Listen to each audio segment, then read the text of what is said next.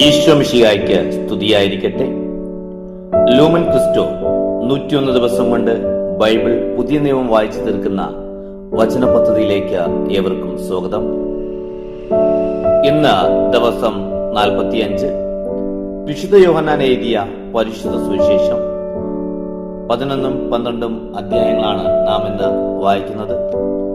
ലാസറിന്റെ പുനരുദ്ധാനത്തിലൂടെ താൻ ജീവന്റെ ഉറവിടമാണെന്ന് യേശു വെളിപ്പെടുത്തുന്ന ഭാഗമാണിത്. കുരിശുമരണത്തിന് തൊട്ടുമുൻപുള്ള അവിടുത്തെ മഹത്വീകരണത്തിന്റെ തുടക്കം നാം ഇവിടെ കാണുന്നു.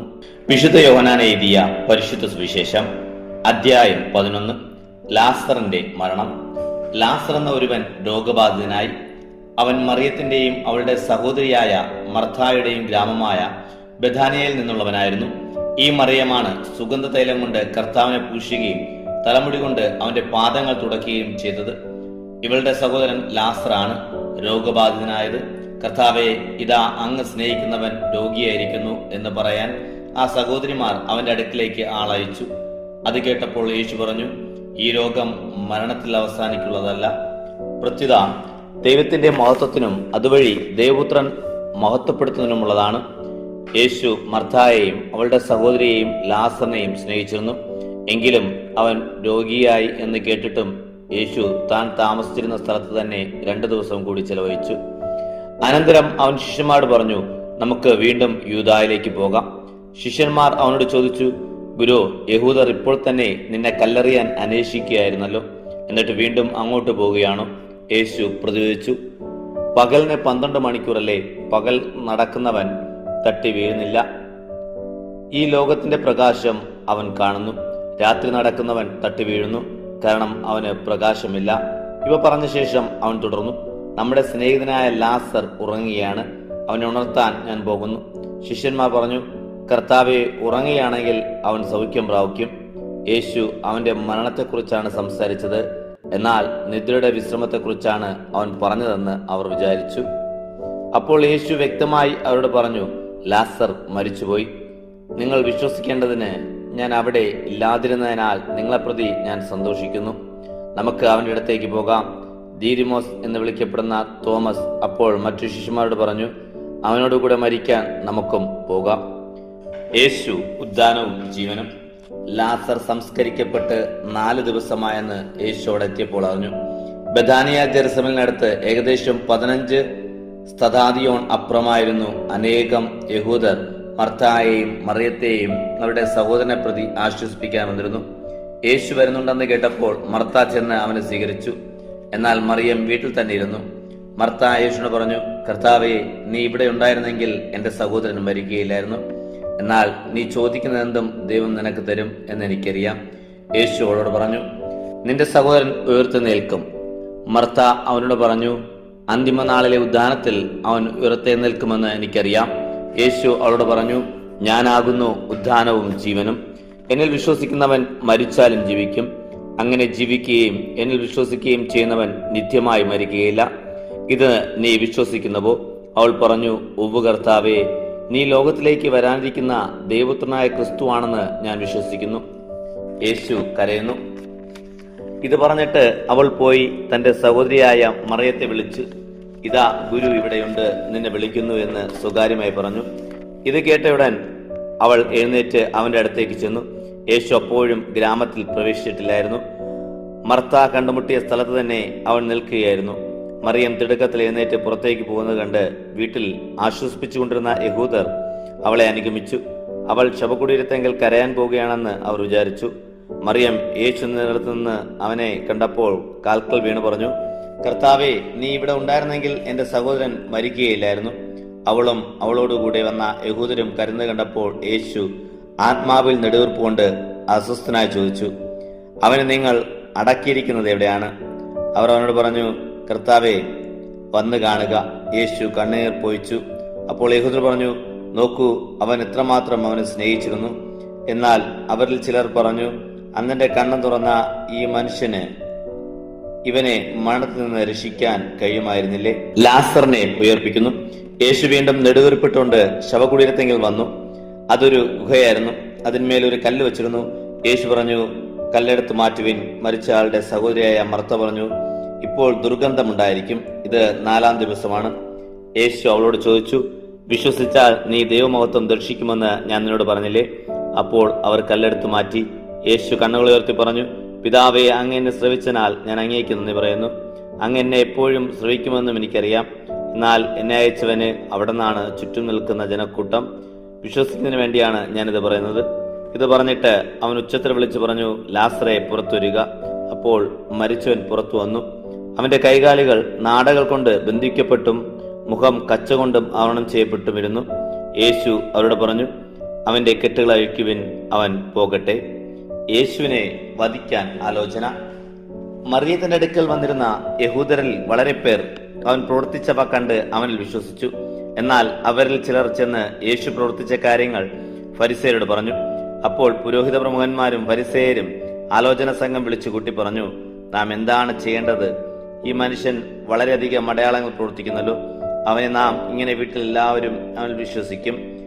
അപ്പോൾ റോമക്കാർ വന്ന് നമ്മുടെ സ്ഥലവും ജനത്തെയും പിടിച്ചെടുക്കും.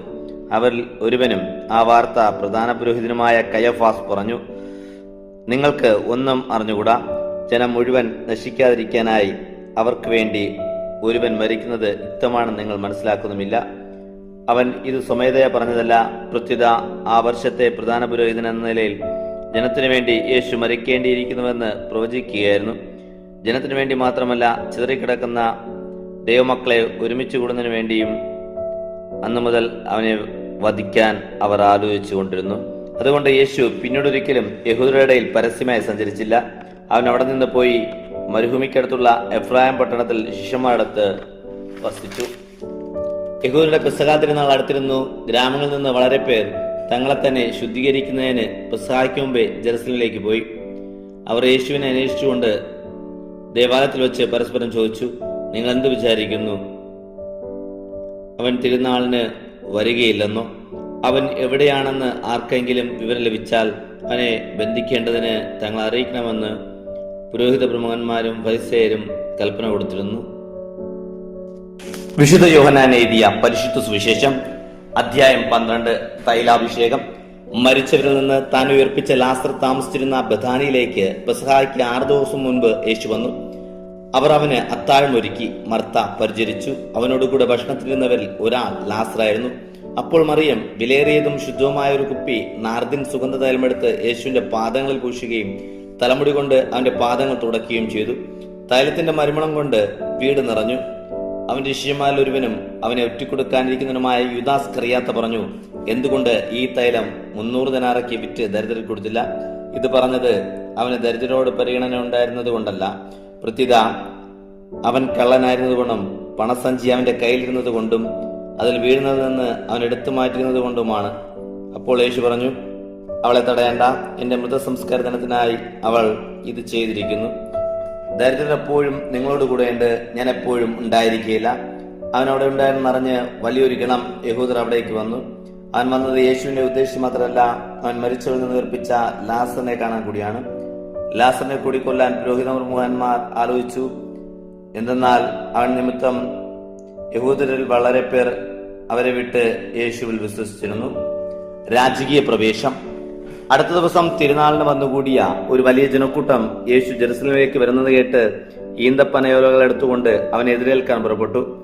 അവർ വിളിച്ചു പറഞ്ഞു, ഹോസാന, കർത്താവിന്റെ നാമത്തിൽ വരുന്നവനും ഇസ്രായേലിന്റെ രാജാവുമായും വാഴ്ത്തപ്പെട്ടവൻ.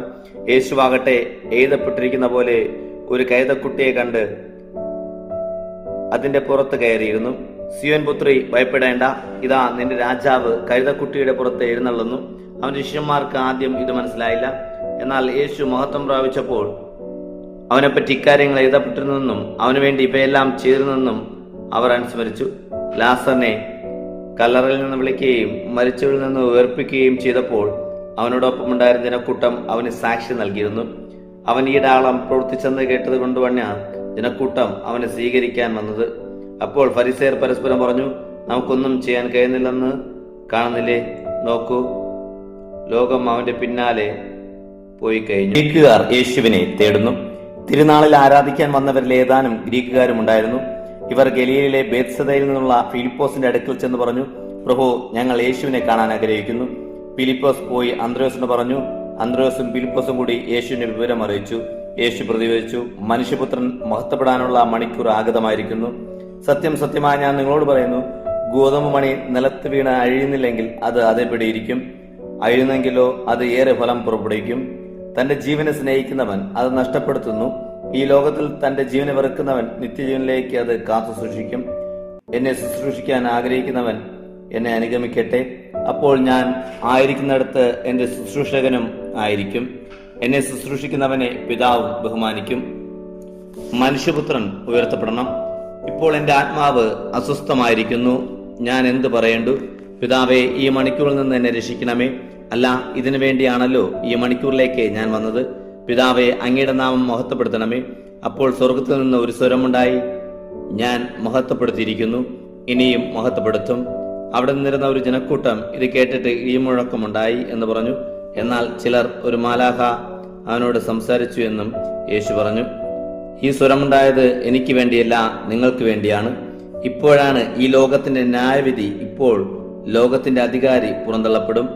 ഞാൻ ഭൂമിയിൽ നിന്ന് ഉയർത്തപ്പെടുമ്പോൾ എല്ലാ മനുഷ്യരെയും എന്നിലേക്ക് ആകർഷിക്കും. അവൻ ഇത് പറഞ്ഞത് താൻ ഏതു വിധത്തിലുള്ള മരണമാണ് വരിക്കാൻ പോകുന്നതെന്ന് സൂചിപ്പിക്കാനാണ്. അപ്പോൾ ജനക്കൂട്ടം അവനോട് ചോദിച്ചു, ക്രിസ്തു എന്നേക്കും നിലനിൽക്കുന്നു എന്നാണല്ലോ നിയമത്തിൽ ഞങ്ങൾ കേട്ടിട്ടുള്ളത്. പിന്നെ മനുഷ്യപുത്രൻ ഉയർത്തപ്പെടേണ്ടിയിരിക്കുന്നു എന്ന് നീ പറയുന്നത് എങ്ങനെ? ആരാണ് ഈ മനുഷ്യപുത്രൻ? യേശു അവരോട് പറഞ്ഞു, അല്പസമയം കൂടി പ്രകാശം നിങ്ങളുടെ ഇടയിലുണ്ട്. അന്ധകാരം നിങ്ങളെ കീഴടക്കാതിരിക്കാൻ പ്രകാശമുള്ളപ്പോൾ നടന്നുകൊള്ളുവിൻ. അന്ധകാരത്തിൽ നടക്കുന്നവൻ താൻ എവിടേക്കാണ് പോകുന്നതെന്ന് അറിയുന്നില്ല. നിങ്ങൾ പ്രകാശത്തിന്റെ മക്കളാകേണ്ടതിന് നിങ്ങൾ പ്രകാശമുള്ളപ്പോൾ അതിൽ വിശ്വസിക്കുവിൻ. യഹൂദരുടെ അവിശ്വാസം. ഇത് പറഞ്ഞ ശേഷം യേശു അവരിൽ നിന്ന് പോയി രഹസ്യത്തിൽ കഴിഞ്ഞു. അവൻ ഏറെ അടയാളങ്ങൾ അവരുടെ മുൻപാകെ പ്രവർത്തിച്ചെങ്കിലും അവർ അവനിൽ വിശ്വസിച്ചില്ല. യേശയ്യാ പ്രവാചകൻ പറഞ്ഞ വചനം പൂർത്തിയാകേണ്ടതിനാണ് ഇത്. കർത്താവെ, ഞങ്ങളുടെ സന്ദേശം ആര് വിശ്വസിച്ചു? കർത്താവിന്റെ ഭുജം ആർക്കാണ് വെളിപ്പെട്ടത്? അതുകൊണ്ട് അവർക്ക് വിശ്വസിക്കാൻ കഴിഞ്ഞില്ല. യേശയ്യാ വീണ്ടും പറഞ്ഞിരിക്കുന്നു, അവർ തങ്ങളുടെ കണ്ണുകൾ കൊണ്ട് കാണുകയും ഹൃദയം കൊണ്ട് ഗ്രഹിക്കുകയും അങ്ങനെ അവർ എന്നിലേക്ക് തിരിഞ്ഞ് ഞാൻ അവരെ സുഖപ്പെടുത്തുകയും ചെയ്യാതിരിക്കേണ്ടതിന് അവിടുന്ന് അവരുടെ കണ്ണുകൾ അന്ധമാക്കുകയും ഹൃദയം കഠിനമാക്കുകയും ചെയ്തു. അവന്റെ മഹത്വം കാണുകയും അവനെപ്പറ്റി സംസാരിക്കുകയും ചെയ്തതുകൊണ്ടാണ് യേശയ്യാ ഇങ്ങനെ പറഞ്ഞത്. എന്നിട്ടും അധികാരികൾ തന്നെ അനേകർ അവനിൽ വിശ്വസിച്ചു. എന്നാൽ സിനഗോഗിൽ നിന്ന് ബഹിഷ്കൃതരാകാതിരിക്കാൻ വേണ്ടി ഫരിസേയരെ ഭയന്ന് അവരാരും അത് ഏറ്റുപറഞ്ഞില്ല. ദൈവത്തിൽ നിന്നുള്ള മഹത്വത്തെക്കാളധികം മനുഷ്യരുടെ പ്രശംസ അവർ അഭിലപിച്ചു. യേശു ഉച്ചത്തിൽ വിളിച്ചു പറഞ്ഞു, എന്നിൽ വിശ്വസിക്കുന്നവൻ എന്നിലല്ല, എന്നെ അയച്ചവനിലാണ് വിശ്വസിക്കുന്നത്. എന്നെ കാണുന്നവൻ എന്നെ അയച്ചവനെ കാണുന്നു. എന്നിൽ വിശ്വസിക്കുന്നവരാരും അന്ധകാരത്തിൽ വസിക്കാതിരിക്കേണ്ടതിന് ഞാൻ വെളിച്ചമായി ലോകത്തിലേക്ക് വന്നിരിക്കുന്നു. എന്റെ വാക്കുകൾ കേൾക്കുന്നവൻ അവ പാലിക്കുന്നില്ലെങ്കിലും ഞാൻ അവനെ വിധിക്കുന്നില്ല. കാരണം ഞാൻ വന്നിരിക്കുന്നത് ലോകത്തെ വിധിക്കാനല്ല, രക്ഷിക്കാനാണ്.